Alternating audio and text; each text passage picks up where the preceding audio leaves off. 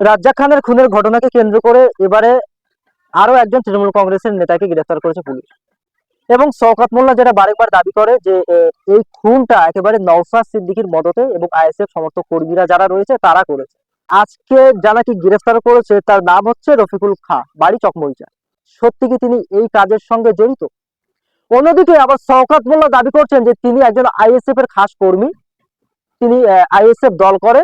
সত্যি কি এই রফিকুল খাঁ তিনি আইএসএফ দল করতো? সত্যি কি তিনি আইএসএফ দলের নেতা? এই প্রশ্ন কিন্তু করছে। এই মুহূর্তে রয়েছেন আমাদের সঙ্গে একেবারে চালতাবেড়িয়ার চকমরিচা গ্রামের আইএসএফ নেতা তৌফিক মোল্লা। তিনি কি বলছে শোনাবো আপনাদের। আমাদের প্রাক্তন বিধায়ক মানে মাননীয় আরাবুল সাহেব একটা কথা বলেছিল না, ভাঙড়ে যে মধুর হাঁড়ি রয়েছে, তা ভাঙড়ের মধুর হাঁড়ি এমন একটা হাঁড়ি, আর সেই হাঁড়ির মজা খেয়েছে সওগাত মোল্লা। সওগাত মোল্লা এমন মজা ভাঙড় থেকে খেয়ে ফেলেছে যে সওগাত মোল্লা এখন নিজেই হাফ পাগল হয়ে গেছে। মানে শুধু মজা মজা না খেলেই সওগাত মোল্লার আর মন ভরবে না। কেন নিজেদের কেন এই রাজ্জাক খান অবশ্যই নিঃসন্দেহে ছেলে ভালো ছিল, তার সঙ্গে তার গ্রামে বলো পাশের গ্রামে বলো সবার সঙ্গে সুসম্পর্ক, কোনোদিন মুখ কালাকালি কোনো কিছু না। কেন সেই ব্যক্তিটা মার্ডার হলো কেন? তার চক্রান্ত করে মার্ডার করিয়েছে, কিন্তু এর ভিতরে বড় রাঘব গোয়াল জড়িত। কেন ভাঙড় বিজয়গঞ্জ বাজারে যে দুটো ব্রিজ হচ্ছে, একটা কাঠের ব্রিজ আর একটা কংক্রিট ব্রিজ, কেন এখানে একটা প্রচুর অ্যামাউন্টের ব্যাপার। এই অ্যামাউন্টটা যখন সেই রাজ্জাক মোল্লার হাতে চলে আসছে, বড় বড় মাথা থাকতে ছোট মাথা দিয়ে আর বড় বড় ভাগাভাগি করবে, মানে সেই রাজার কাছে মন্ত্রীর কাছে রাজা টাকা চাবে, সেরকম একটা ব্যাপার চলে এসছে। ওদের সেন্টিমেন্ট নিয়ে এই খুনটা হলো। আহসান মোল্লা খুব ভালো মানুষ তো, মানে বাপকেও ছাড়ে না। মানে স্পটে এসে উনি অন্য অন্য জায়গায় যা লাফালাফি করে ওদিনকেই পরিচয় দিয়েছে, মানে ওই স্পটে এসে ওনার মুখ থেকে কোনো বল সরিনি। অন্য অন্য দিন এমন ভাবে কথা বলতে ওনার মাথা চুল খাড়া হয়ে যেত, আর সেদিন যেন ওই মোফাজ্জেলের মতো ওনার চোখ মুখ সব কাঁপছে। তাতে পুরো পরিষ্কার হয়ে যাচ্ছে। এবার বাকিটা তদন্ত সাপেক্ষ আছে, ওটা আমরা বলা মানে একটা বাজে জিনিস।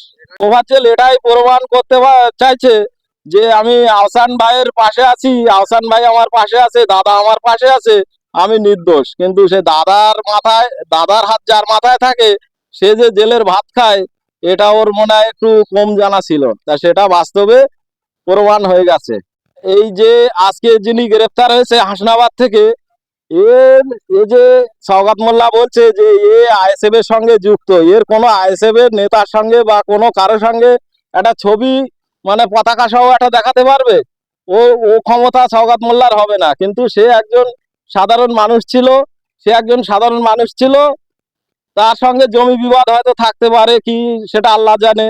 কিন্তু তাকে সে যদি প্রকৃত দোষী বলে সে অ্যারেস্ট হয়েছে, তাই বলে সে আইএসএফ এর ছেলে জোর জবরদস্তি চাপালে সেটা তো আইএসএফরা মেনে নেবে না। বা তার ফ্যামিলি গার্জেনরা আছে, তারা কি দল করতো সেটা আপনারা গিয়ে তাদের জিজ্ঞাসা করলে বলতে পারবে। যেমন মোফাজ্জেলের বউ বলেছে আমার স্বামী দীর্ঘদিন টিএমসি।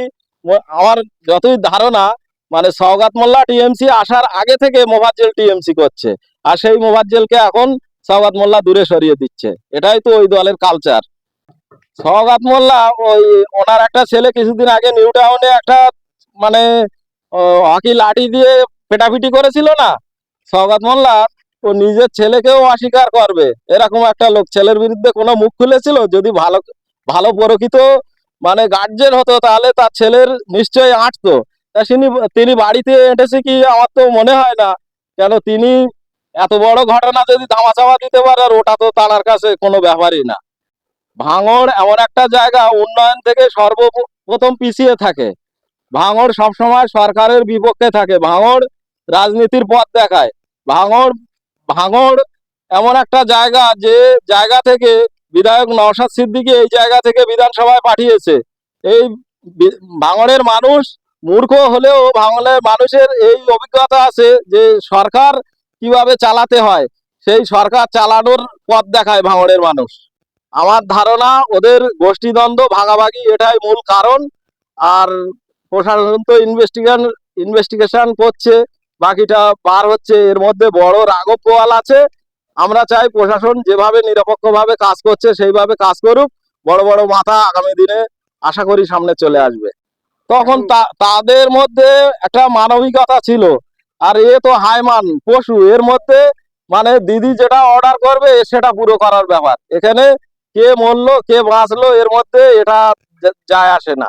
আমি বলবো সওগাত মোল্লা হয়তো বলে দিয়েছে তাদের যে আমরা বার করে নেবো, তোরা আইএসএফ এর ঘাড়ে দোষটা চাপা, তাহলে হয়তো তোদের লাইফ টাইম সাজা হবে, সেটা আর হবে না।